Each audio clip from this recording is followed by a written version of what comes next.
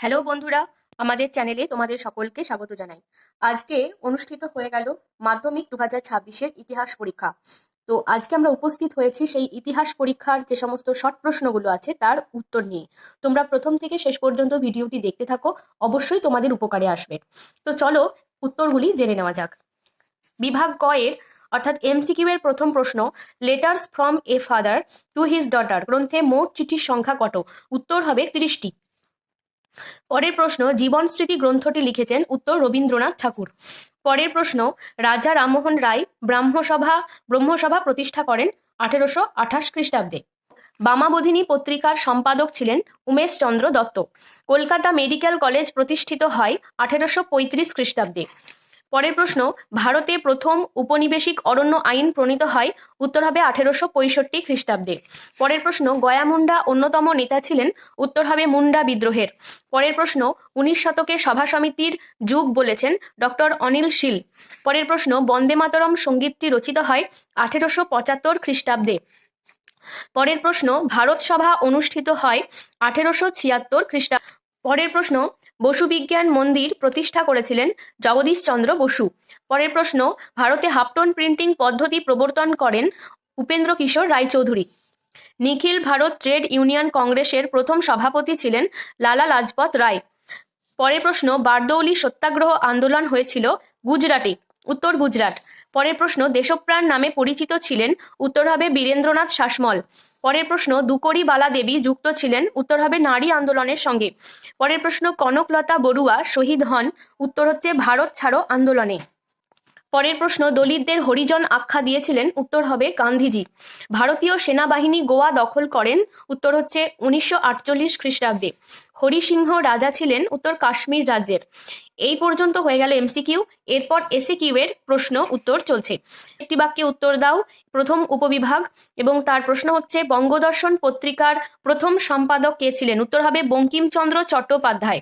পরের প্রশ্ন, দেবেন্দ্রনাথ ঠাকুর কত খ্রিস্টাব্দে ব্রাহ্ম সমাজে যোগদান করেন? উত্তর হচ্ছে 1843 খ্রিস্টাব্দে।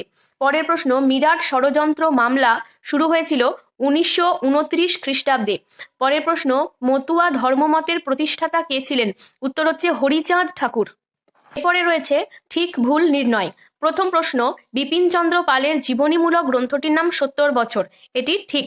পরের প্রশ্ন, যে প্রথম ভারতীয় সব ব্যবচ্ছেদকারী হলেন মধুসূদন দত্ত, এটার উত্তর হবে ভুল, কারণ ব্যবচ্ছেদকারী ছিলেন মধুসূদন গুপ্ত, আর মধুসূদন দত্ত হলেন একজন কবি, সুতরাং এটার উত্তর ভুল হবে। গণেন্দ্রনাথ ঠাকুর ছিলেন একজন ব্যঙ্গ চিত্রশিল্পী। দেখো এই জায়গাটায় যদি এটা প্রিন্টিং মিস্টেক হয়ে থাকে এবং তাহলে এটার উত্তর ঠিক হবে, কারণ আমরা জানি ব্যঙ্গ চিত্রশিল্পীর নাম হচ্ছে গগনেন্দ্রনাথ ঠাকুর। সুতরাং এটা যদি পর্ষদ থেকে ভুল প্রিন্ট হয়ে থাকে তাহলে সেটার উত্তর হবে ঠিক, আর যদি সত্যি গণেন্দ্রনাথই লিখতে চান তাহলে কিন্তু এর উত্তর হবে ভুল। তাহলে গগনেন্দ্রনাথ যদি হয় তাহলে সেটা হবে ঠিক, কিন্তু যদি এটা গণেন্দ্রনাথ হিসেবেই তারা লিখে থাকেন তাহলে কিন্তু উত্তর হবে ভুল। সুতরাং এটা একটা কনফিউশন থাকলো, ছাত্রছাত্রীরা এটা যেটাই করবে আশা করছি সেটাই নম্বর দেওয়া হবে। পরের প্রশ্ন, যে জাতীয় শিক্ষা পরিষদ প্রতিষ্ঠিত হয় 1906 খ্রিস্টাব্দে, উত্তর হচ্ছে ঠিক। এরপর 3 নম্বর উপবিভাগ, এখানে রয়েছে একটি স্তম্ভ মেলানো, ক স্তম্ভ খ স্তম্ভ। দেখো রয়েছে সর্দার বল্লভভাই প্যাটেল, এটা হবে বারদৌলি আন্দোলন। তারপরে ডক্টর BR আম্বেদকর, এটার উত্তর হচ্ছে 3 দলিত আন্দোলন। রশিদ আলী, সেটা হচ্ছে 2 ছাত্র আন্দোলন। এবং মেজর জেনারেল জয়ন্তনাথ চৌধুরী, এটার উত্তর হবে হায়দ্রাবাদ। তাহলে এই হচ্ছে উত্তর।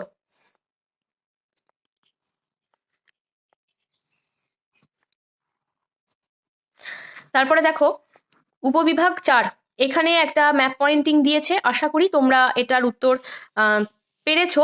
তো এটা আমি আর দেখাচ্ছি না, চলে যাচ্ছি পরের প্রশ্নে। এখানে যে প্রশ্নগুলি রয়েছে সেগুলি শুধুমাত্র দৃষ্টিহীন পরীক্ষার্থীদের জন্য। পরের যে উপবিভাগ সেখানে রয়েছে বিবৃতি এবং তার সঙ্গে সঠিক ব্যাখ্যা। তো বিবৃতি, প্রথম বিবৃতি হচ্ছে, এদেশে পাশ্চাত্য শিক্ষার বিস্তারে চার্লস উডের শিক্ষা সংক্রান্ত নির্দেশনামাটি খুবই গুরুত্বপূর্ণ। এর উত্তর হবে যে ব্যাখ্যা, দ্বিতীয় ব্যাখ্যাটি সঠিক হবে যে তিনি ছিলেন কোম্পানির বোর্ড অফ কন্ট্রোলের সভাপতি। 2 নম্বর বিবৃতি, ভারতের ঔপনিবেশিক ব্রিটিশ সরকার অরণ্য আইন প্রবর্তন করেছিলেন। এর উদ্দেশ্য হচ্ছে বা ব্যাখ্যা হচ্ছে 3 নম্বর ব্যাখ্যা, এই আইনে উদ্দেশ্য ছিল ব্রিটিশ সাম্রাজ্যবাদী স্বার্থ চরিতার্থ করা। 3 নম্বর বিবৃতি, যে আচার্য প্রফুল্লচন্দ্র রায় ছিলেন এদেশে বিজ্ঞান ও কারিগরি শিক্ষার অন্যতম প্রতিকৃত। এবং এর ব্যাখ্যা, সঠিক ব্যাখ্যা হচ্ছে তৃতীয় ব্যাখ্যাটি, যে তিনি ছিলেন বেঙ্গল কেমিক্যাল অ্যান্ড ফার্মাসিউটিক্যাল ওয়ার্কসের প্রতিষ্ঠাতা।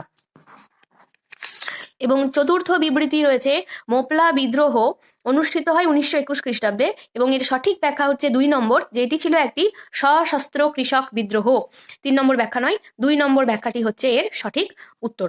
এরপরে রয়েছে 2 নম্বর প্রশ্নের উত্তর। তো এগুলোকে আমি খুব একটা বিশ্লেষণ করছি না, তোমরা এগুলো আশা করি পেরেছো।